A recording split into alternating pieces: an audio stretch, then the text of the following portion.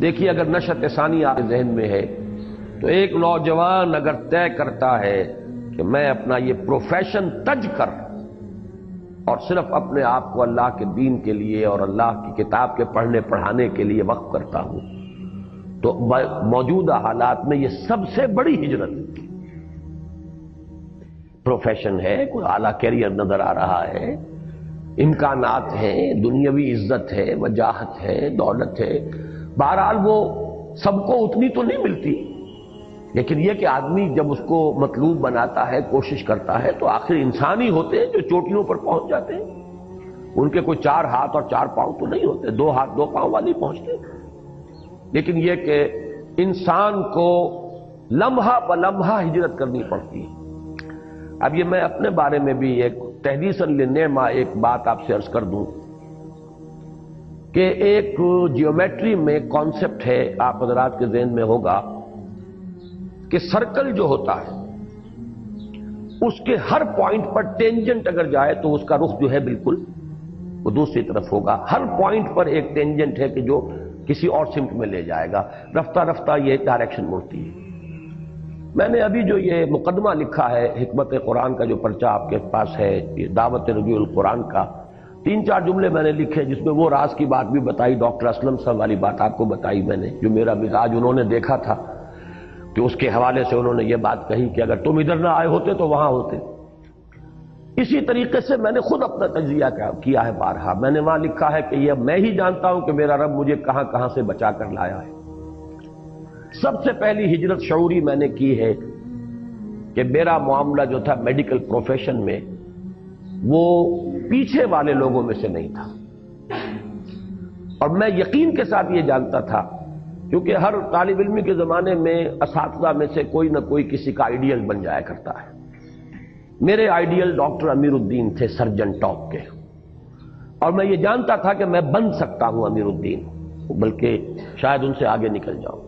اس لیے کہ اناٹمی کے جو سرجری کے لیے اصل جڑ بنیاد ہے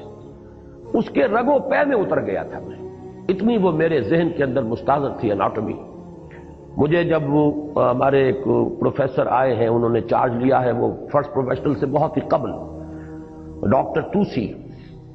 انہوں نے جب میرا پرچہ دیکھا ہے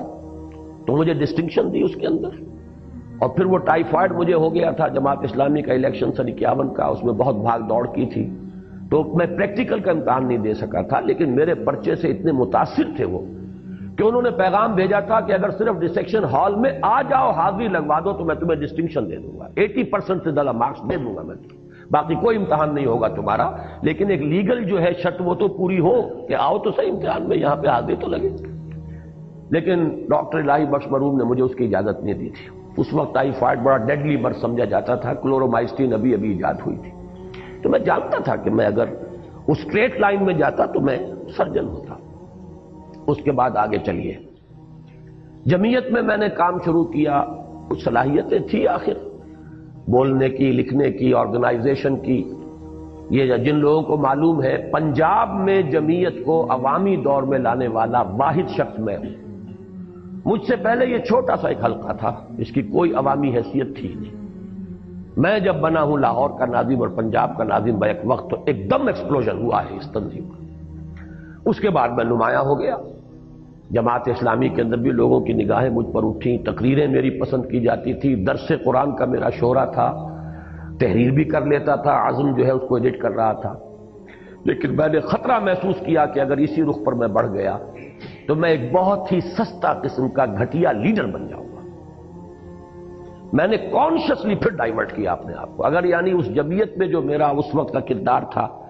اگر وہی جاری رہتا تو میں ایک سیاسی لیڈر بن گیا۔ بلکہ یہ لطیفہ ہے کہ پہلی میری عوامی تقریر جب ہوئی ہے نومبر 1951 میں،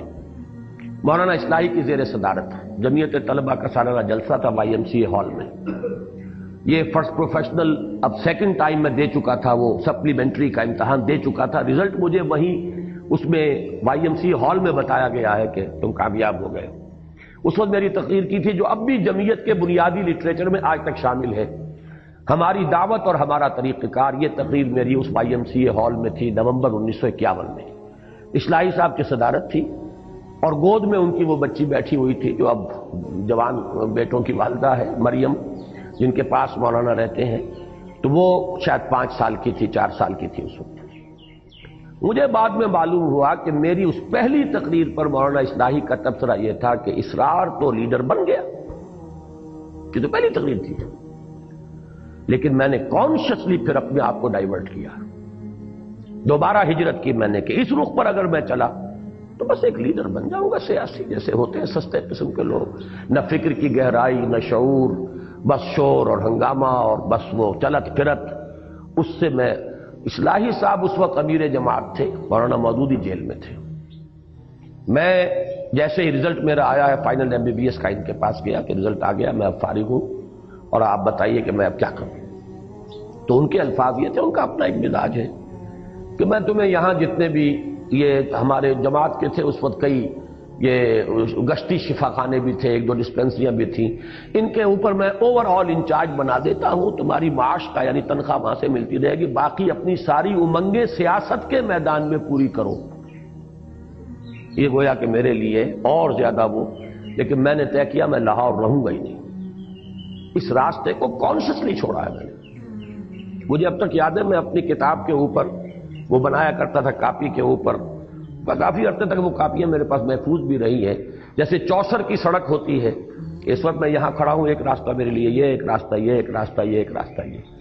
کانشیسلی پھر میں نے سلیکٹ کیا کہ نہیں مجھے اس راستے پہ نہیں جانا۔ اس کے بعد جماعت اسلامی کا معاملہ تھا، تو یہ کوئی آسان کام تو نہیں تھا اختلاف کرنا مولانا مودودی سے، اس وقت جب کہ میری عمر 24 برس تھی۔ تو یہ ہجرتوں پر ہجرتیں کی ہیں اللہ کے فضل و کرم سے، پھر نقل مکانی کی ہے۔ میں گیا ہوں ڈاکٹر عثمانی صاحب کے ساتھ اشتراک کے لیے کہ اب کوئی کام آگے کرنا ہے تو کیسے کریں گے، ورنہ میڈیکل پریکٹس، توبہ کیجئے، جس شخص نے محنت کر کے کسی جگہ پر اپنی ایک حیثیت بنائی ہو، ایک کلائنٹیج بنا لی ہو، وہاں سے ڈاکٹر ہل جائے بنا۔ میں نے اٹھایا اپنا بسترا طے کیا پہنچ۔ تو یہ ہجرتیں یوں نہ سمجھیے، تو قدم قدم پر ہجرت ہے، قدم قدم پر شہادت ہے۔ یہ جو صوفیاء کے ہاں شعر کہا جاتا ہے کہ کشتگانے خنجر تسلیم را ہر زمان غیب جانے دیگر است۔ اللہ کا جو حقیقی بندہ ہے وہ تو ہر وقت اپنی جان پیش کرتا اللہ کے حضور میں، اسے کوئی ایک شہادت نہیں لاکھوں شہادتیں دنیا میں نصیب ہوتی ہیں، نہ معلوم اس وقت اپنے آپ کو اس نے ہلاک کر دیا ہے اللہ کی رضا کے لیے، پھر ایک نئی جان ملی ہے، پھر وہ ہلاک ہوگی۔ تو یہ تو در حقیقت ایک ہی دم شعلے کی طرح بھڑک کر بجھ جانا نہیں ہے، مسلسل جلنا، اور مسلسل جو ہے ہجرت اور جہاد، ہجرت اور جہاد، یہ تو کنٹینیوس پروسیس ہے۔ بندہ مومن کی زندگی کا کوئی لمحہ اس دونوں سے، جو کہ ایک ہی عمل کے 2 رخ ہیں، ان سے کبھی خالی ہو ہی نہیں سکتا۔